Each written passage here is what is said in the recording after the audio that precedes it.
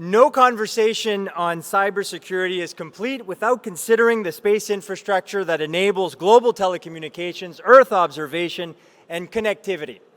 That's why I'm so happy to be here with you today and to talk to you a little bit about the implications of space with cyber and vice versa.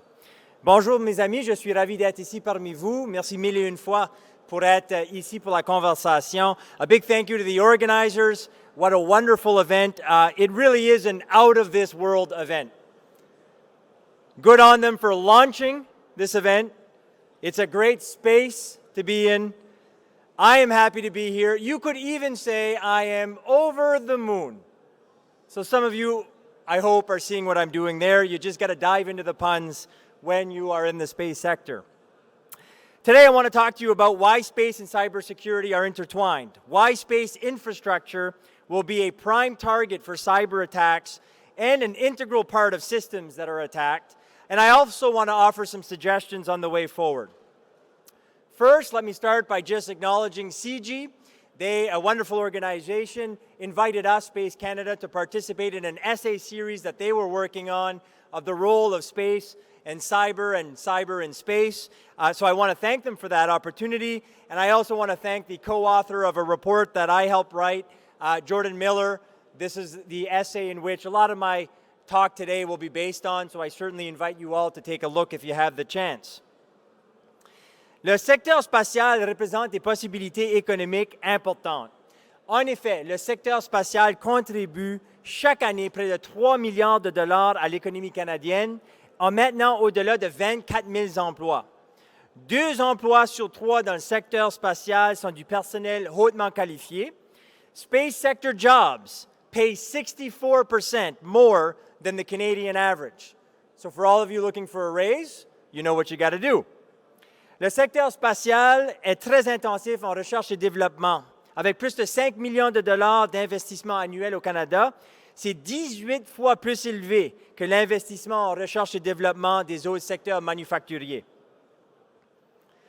The global space economy is projected by some to grow exponentially to $1 trillion in the 2030s and as large as $2 trillion in 2040. A report that is yet to be released, you're in the know here because this report has not been published, it will be in the next few weeks, says that if Canada could enjoy the same share of the global space sector GDP that it does for the overall global economy, it would have a $40 billion space industry by 2040. With the economic impact and potential growth of the space sector, coupled with the James Webb Telescope, a massive project in which 14 countries are collaborating to peer into space to better understand our place in the universe and where we come from, the Lunar Gateway representing amazing scientific research and economic opportunity, and the Artemis program, where we're sending people to the moon, including CSA, Canadian Space Agency astronaut Jeremy Hansen. It is indeed an exciting time for space in Canada. That's why Space Canada was created just under 2 years ago. Our goal is to strengthen the Canadian space ecosystem. In doing so, we recognize that the functions the space sector will be fulfilling will make it a prime target for cyber attacks. The over 75 Canadian space innovators that Space Canada represents are working hard to bridge the digital divide in our country and around the world. Low Earth orbit communication satellite constellations will ensure vital connectivity for rural, remote, northern, and Indigenous communities in Canada and throughout the world, enabling economic and social development. They're working hard to increase competitiveness of the Canadian economy. Advancements in space technology and science will fuel the next generation of innovation and help Canada enhance its competitiveness in emerging industries and many traditional industries. For instance, if you want more sustainable and productive crops for agriculture, invest in the development of space technology. Space innovators are working hard to protect the environment. Canada's Earth observation satellites monitor sensitive land and coastal ecosystems, deforestation, illegal fishing, and greatly assist with relief efforts after natural and human-induced disasters. On top of that, space innovators are working hard to combat climate change and mitigate its effects. half of the essential climate variables identified by the World Meteorological Organization as being crucial towards measuring climate change, which is, in my humble opinion, the greatest economic, geopolitical, and environmental challenge that we face, are best or only measured from space. EO satellites can also map floodplains and provide essential data to governments to help mitigate the effects of climate change. Canada Space Innovators are, of course, also helping Canada and humanity to explore our planet, and I would hope inspire a generation to reach for the stars. Moreover, through space, Canada can enhance its national security and better protect its sovereignty by more effectively monitoring the North and our borders. Given space technology and infrastructure play a central role in Canada's national security, given space is an economic enabler for almost every other industry, and since it's the backbone of our economy, the thing tying it and us together, and given the important functions of the space sector that I just went through, from global communication, smartphone reception and connectivity, map imagery, television broadcasting, satellite radio access, traffic light timing and synchronization, and not to mention financial transactions, space technology and assets are an incredibly high-value target for cyber attacks. Indeed, conversations about national security and cybersecurity will inevitably include space, directly or indirectly, implicitly or explicitly. The space infrastructure that is so vital to daily life is consequently central to Canada's national security. Now let's chat a little bit about the way forward. Canada has a long history as a spacefaring nation, going back 60 years to when Canada was the third country in space with the launch of Alouette in 1962. And we had the ingenuity to continue to do remarkable things in the space. But other countries have awakened to the potential of space. Bien que le Canada soit un leader dans le domaine spatial, la concurrence devient de plus en plus forte. Aujourd'hui, les pays concurrents du Canada travaillent main dans la main avec leurs propres entreprises nationales, parmi les entreprises les plus importantes et les plus innovantes au monde, pour répondre aux besoins nationaux, tout en garantissant une base industrielle spatiale compétitive et prospère, leur donnant ainsi un avantage concurrentiel important.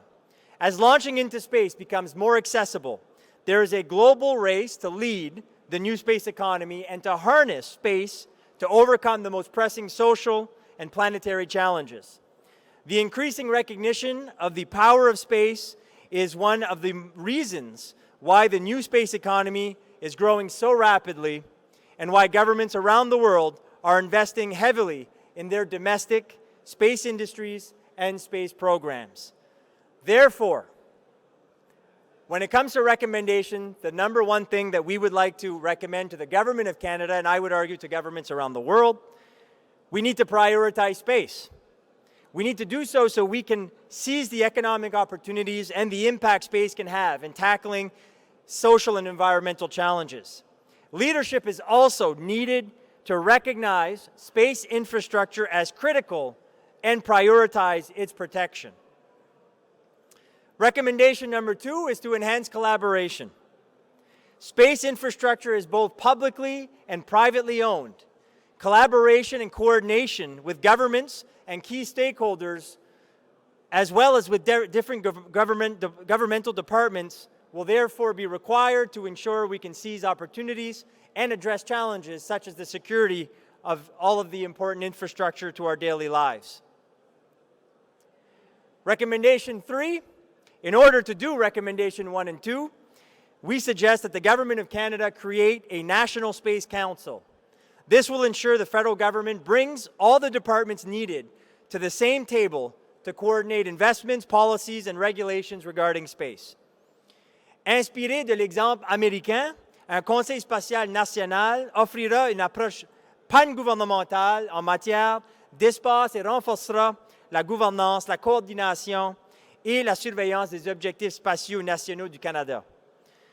Recommendation number 4, act like security, space, and cybersecurity are intertwined, because they absolutely 100% are.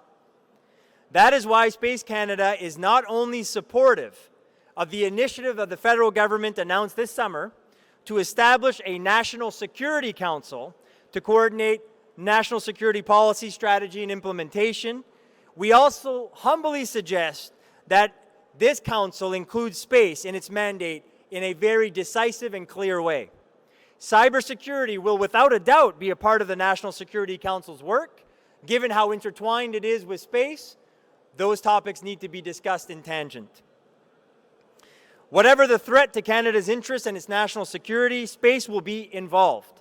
For that reason, space should be explicitly included as an area of concern on this council. This will enable considerations about space in its own right and not as a sidebar or as an afterthought. The last recommendation, investments in research and development for space and cybersecurity. Encourage STEM education as well as other disciplines required in security, space, and cybersecurity. Raise awareness amongst the public and key stakeholders as the importance of space technology and infrastructure and the importance of cybersecurity for our economic system. So essentially, recommendation number 5, invest in knowledge, raise awareness to hopefully be able to spark action. Je suis tellement fier d'avoir la possibilité de discuter avec vous aujourd'hui les défis ainsi que les possibilités économiques, sociales, environnementales que l'espace peuvent nous donner et contribuer. I'm really happy to have had the chance to speak with you today. I do have to say I've listened to a few speeches and there's a lot of sort of challenges because it comes with the idea that cybersecurity is a challenge. Of course, an opportunity is the other side of that coin, but nevertheless, we talk a lot about potential attacks and how to protect ourselves, and that was certainly the framework of my speech today as well. But let's not forget there are immense opportunities, incredible ingenuity, people like yourselves that are coming together to discuss these challenges and how to overcome them, how to mitigate them, the opportunities and how to seize them together, collaborating amongst ourselves, the private sector, government, NGOs, academic experts, different countries, different regions. So I am, although we talk about challenges, very optimistic about the future because of people like you and events like this bringing us all together. If you ever doubt that we aren't going to be able to tackle these challenges, I'm going to leave you with a quote. It's one of my favorite. It reminds us that we can indeed make a difference. It's from Margaret Mead, and it says, "Never doubt that a small group of thoughtful, committed citizens can change the world. Indeed, it's the only thing that ever has." Alors, merci mille et une fois pour votre présence. Onwards and upwards. Thank you.